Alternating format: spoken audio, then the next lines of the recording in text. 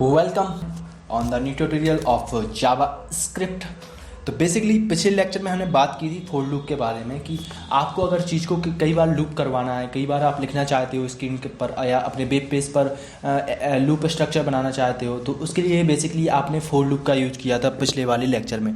तो बेसिकली आज के लेक्चर में बात करने वाले हैं हम व्हाइल लूप के बारे में। तो बेसिकली जो व्हाइल लूप है वो फॉर लूप की तरह ही काम करता है, लेकिन जो उसका सिंटैक्स रहता है लेकिन और स्ट्रक्चर रहता है वो अलग होता है फॉर लूप से। तो कई बार लोग फॉर लूप का यूज़ करते हैं अपनी सुविधा के लिए और कई बार व्हाइल लूप का यूज़ करते हैं। तो दोनों का जो काम है वो एक जैसा है, लेकिन दोनों के जो स्ट्रक्चर है सिंटैक्स जो यूज़ होते हैं वो अलग अलग है।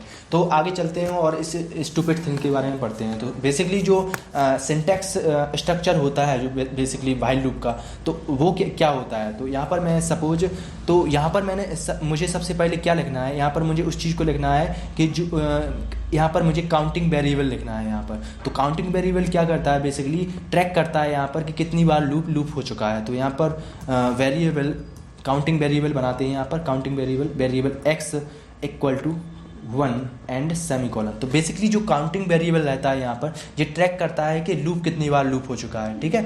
और आगे क्या करते हैं कि यहाँ पर व्हाइल लूप का स्ट्रक्चर बनाते हैं। तो आगे चलते हैं एंड लिखते हैं WHILE while and double parenthesis and इसके अंदर लिखना है कि आप कितनी बार लूप करवाना चाहते हो। तो डबल पैरेंथेसिस के अंदर वो चीज़ आएगी कि आप कहाँ तक लूप करवाना चाहते हो।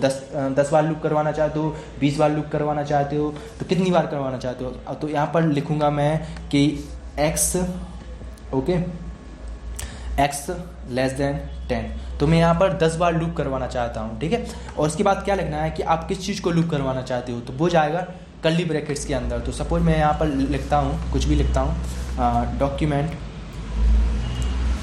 Dot right and double parenthesis and double quotation mark and इसके अंदर I love science fiction movies. I love science fiction movies, okay this is basically true, okay.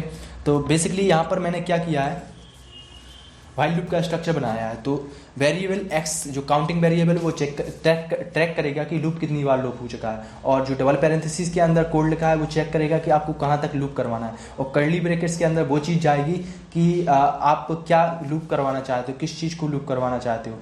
और सपोज मैं यहाँ पर वेरिएबल को भी शामिल कर लेता हूँ अगर, तो वेरिएबल को अगर मैं शामिल करता हूँ तो मुझे इसके बाहर लिखना पड़ेगा। तो x प्लस मतलब मैं हर बार वेरिएबल में जो वेरिएबल x है जो उसमें मैं इसको जोड़ना चाहता हूँ। तो इसके लिए मुझे क्या करना है, प्लस का साइन का यूज करना है, ओके। और एक लाइन ब्रेक स्टेटमेंट का यूज़ करना है, क्योंकि जो नई चीज़ आएगी उसको मुझे नई लाइन पर पुट करना होगा। तो बेसिकली जो लाइन ब्रेक स्टेटमेंट होता है वो यहाँ पर मैं बना देता हूँ। तो लेस देन BR एंड आगे जाएंगे forward slash and greater than.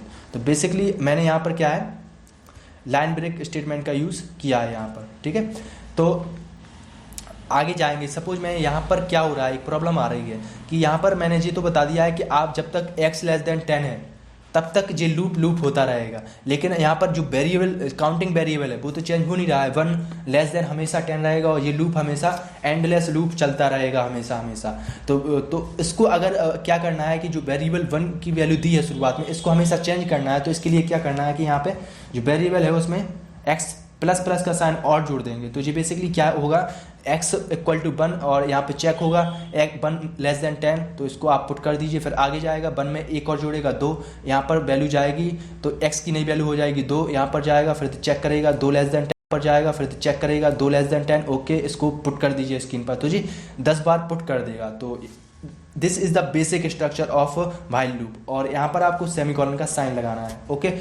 तो चलिए देखते हैं क्या होता है। तो मैं यहाँ पर सेव करता हूँ और रिफ्रेश करता हूँ, तो यहाँ पर आ गया है लिखा हुआ I love science fiction movies, I love science fiction movies, I love science. तो ये क्या हो रहा है, बेसिकली 1 2 3 4 5 6 7 8 9 तक इसने क्या है रन किया है। लेकिन उसके बाद क्या हुआ, 9 तक रन किया, 9 लेस देन 10, ठीक है। फिर उसके बाद गया 9 में एक इंक्रीमेंट किया उसने, 9 प्लस 1 10 लेस देन 10 नहीं, 10 लेस देन 10 होता नहीं है, 10 इक्वल टू 10 होता है।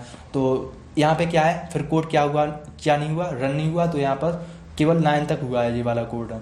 तो बेसिकली जो फोर लूप होता है, व्हाइल लूप होता है, इसका बेसिक काम जो होता है वो किसी चीज़ को अगर बार बार आप लूप करवाना चाहते हो तो इन दोनों लूप की मदद से आप करवा सकते हो। लेकिन जो सिंटैक्स रहता है, स्ट्रक्चर रहता है, वो फोर लूप और व्हाइल लूप का वो अलग रहता है। तो व्हाइल लूप फोर लूप से बहुत अच्छा है, क्योंकि यहाँ पर आपको अलग अलग ट्रैक कर सकते हो हर चीज़ को कि इंक्रीमेंट कहाँ पर हो रहा है, काउंटिंग वेरिएबल की वैल्यू कैसे चेंज हो रही है। तो इन सब चीज़ों को आप कर सकते हो।